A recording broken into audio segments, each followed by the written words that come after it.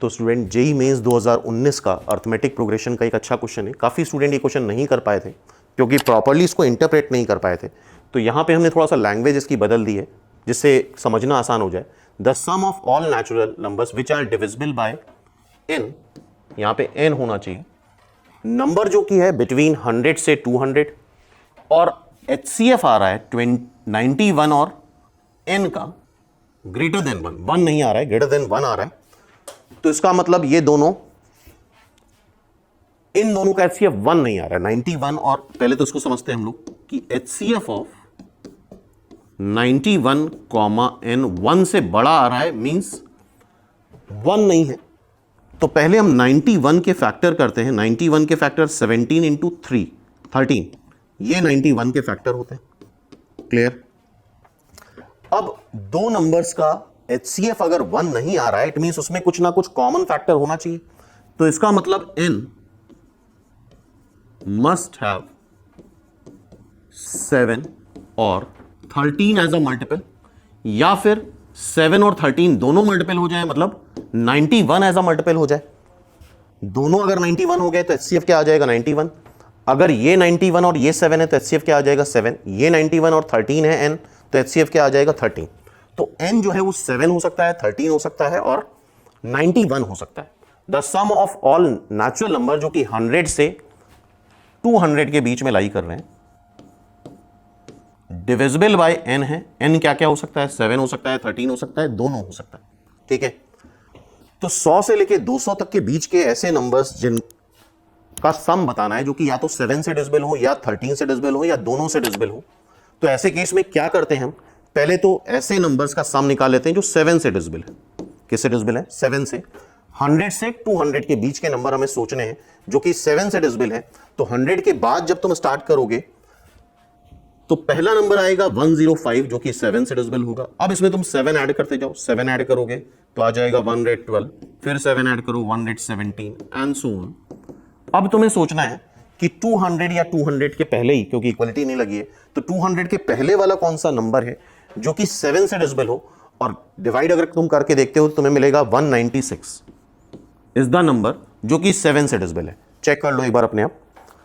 अब 7 से डिविजिबल वाले सारे नंबर्स का हमें सम निकालना है, तो सम के लिए टोटल नंबर ऑफ टर्म्स जरूरी होते हैं। तो मान लेते हैं nth टर्म है इस एपी का, nth टर्म एपी का है क्या 196, which will be first term plus n-1, common difference आ रहा है 7। इसको अगर तुम सॉल्व करोगे पूरा, तो ये जो टोटल नंबर ऑफ टर्म्स आएंगे यहां पे वो 14 आ जाएंगे। सॉल्व करके देख लो, दीज आर 14 टर्म्स। ठीक है, तो सम निकालोगे तो 14/2 first term plus last term. I hope ये फॉर्मूला सभी को पता है एपी का। n/2 first term plus last term is the sum of n terms of AP. I hope यहां तक बात समझ में आएगी। 7 से डिविजिबल वाले सारे नंबर्स हमने निकाल लिए, टोटल नंबर ऑफ टर्म्स 14 आ रहे हैं, उसका सम निकाल लिया जो कि सम यहां पे आ जाएगा 2107। कैलकुलेट करके देख लो, 2107 इज द सम। तो ये 7 से डिविजिबल वाले सारे नंबर्स आ गए। अब हम 13 से डिविजिबल वाले सारे नंबर्स देखेंगे जो कि 100 से 200 के बीच में हो। तो 100 के बाद का ऐसा नंबर तुम्हें सोचना है जो कि 13 से डिविजिबल हो। तो अगर तुम देखोगे तो पहला नंबर जो आएगा 100 के बाद 104 आएगा, और इसमें अब तुम 13 ऐड करते जाओ। इसमें 13 ऐड करोगे तो 117 आएगा, इसमें 13 ऐड करोगे तो 130 आएगा, और लास्ट नंबर तुम्हें सोचना है 200 से पहले वाला जो कि 13 से डिविजिबल हो। तो अगर तुम 200 से पहले वाले नंबर डिवाइड करोगे 199, 198, 197, 196, 195 आएगा जो कि 13 से डिविजिबल होगा। और ये तुम्हें करके देखना पड़ेगा, ठीक है, डिवाइड कर करके देखना पड़ेगा कौन सा नंबर 13 से डिविजिबल होगा। और यहां पे जब तुम सेम फॉर्मूला लगा दो तो ये टोटल नंबर ऑफ टर्म्स जो आते हैं, इसको nth टर्म मान लो, फर्स्ट टर्म क्या है 104, कॉमन डिफरेंस कितना आ रहा है 13 से डिविजिबल है तो 13। तो जब टोटल नंबर ऑफ टर्म्स निकालोगे तुम यहां पे, तो टोटल नंबर ऑफ टर्म्स 8 आ जाएंगे। So it's formula is 8/2 first term plus last term. इसको जब हम कैलकुलेट करेंगे तो पूरा ये आ जाएगा 1196। ठीक है, अब हमें देखना है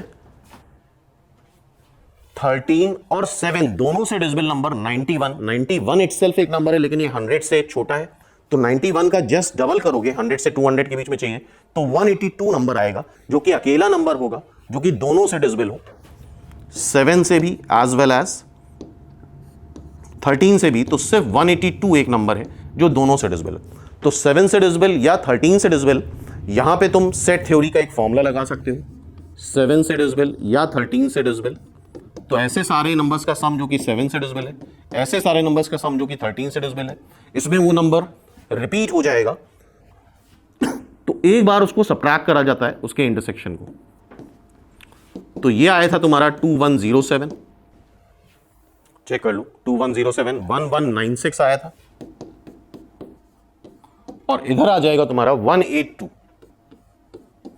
इसको जब तुम पूरा सबट्रैक्ट करते हो तो आता है 3121 इज द आंसर। कैलकुलेशन थोड़ा एक बार अपने आप करने पड़ेंगे, तो प्रैक्टिस के लिए इसको एक बार अपने आप ट्राई करो तो और बेटर समझ में आएगा।